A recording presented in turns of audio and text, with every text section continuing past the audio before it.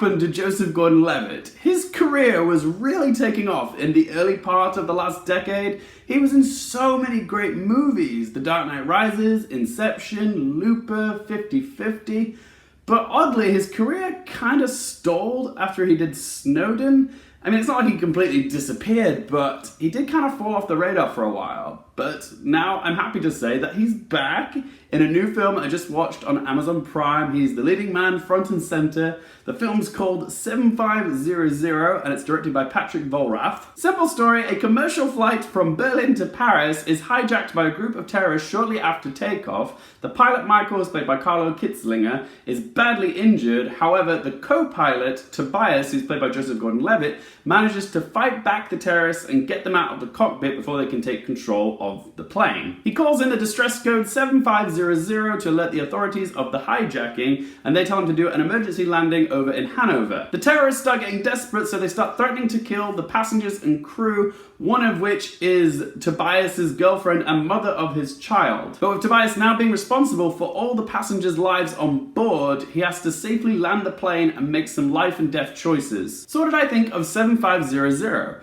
For the most, I really enjoyed this film. It just goes to show you can make an effective, suspenseful film without a whole lot of resources or money. 7500 is a concept-driven film. It shows a hijacking from the point of view of the pilot. Pretty much the entire film is confined to one location, which is the cockpit of the plane. The story is told from Tobias's point of view, and director Patrick Vollrath does a pretty decent job of capturing the realism of the situation. This isn't one of those Hollywood hijacking films like Passenger 57. This feels like the real deal. The film essentially plays out in real time and without the aid of dramatic music, which to me makes it feel all the more real and suspenseful. Music often tells the audience how we're supposed to be feeling while watching a scene. However, when you have a super tense and violent hijack attempt play out without any music, it feels more tangible because that's what it would be like in real life. So I commend Vollrath's decision not to use any music in this film. Joseph Gordon-Levitt does a fantastic job playing First Officer Tobias. It's a very physically and emotionally draining performance. The fact that he's trapped in this tiny little cockpit really lets you into his mindset. It's like a pressure cooker of anxiety and claustrophobia, and you can see the weight of every choice that he makes. But he knows his job is to land the plane safely as possible, but what happens when you know someone that's in the back, like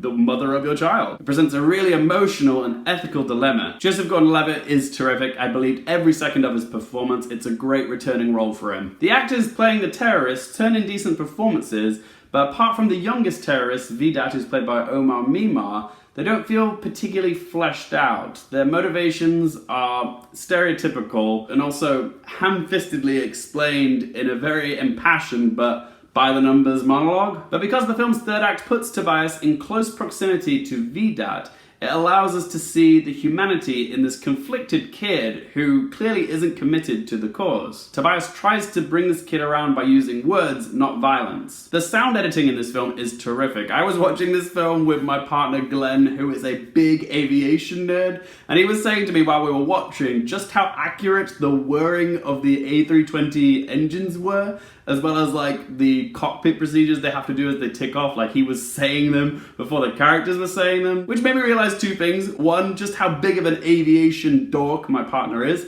and two, just how diligently accurate the sound editing was in this film. In the end, guys, I enjoyed 7500 for what it was, an intense, one-location, high-stakes drama. It's got a wonderful performance from Joseph Gordon-Levitt, a nerve-wracking atmosphere, and some genuinely distressing moments. However, I will say that this film does feel less than a sum of its parts.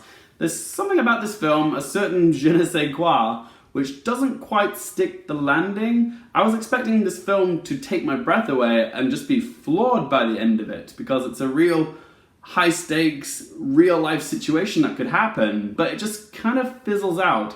I didn't really feel the impact of the film. But we do have to remember this is Patrick Vollrath's first feature film. Like, I'm sure he's still growing and honing his skills as a director, but he does show great promise. I still enjoyed this film for what it was. So let's ask those three questions. Firstly, would I watch this again? I don't think I feel the need to ever rewatch this film again, but if I did, it would be for Joseph Gordon-Levitt's performance. Question number two, do I recommend it for you guys?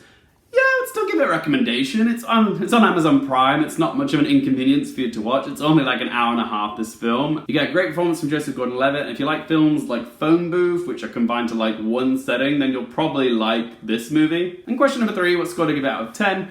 I'm going to give 7500 a score of 5 out of 10. But as always, guys, this is just one bloke's opinion. I want to hear from you. Have you seen 7500? Like it? Love it? What do you think of this movie? Pop your comments in the comment section down below. If you guys like the video, hit the like button. If you want to follow me on social media, video description. If you want to find more content just like this, don't forget to click subscribe. And for more things related to movies, TV, and popcorn culture, I'm Luke Carefield, and I'll see you next time.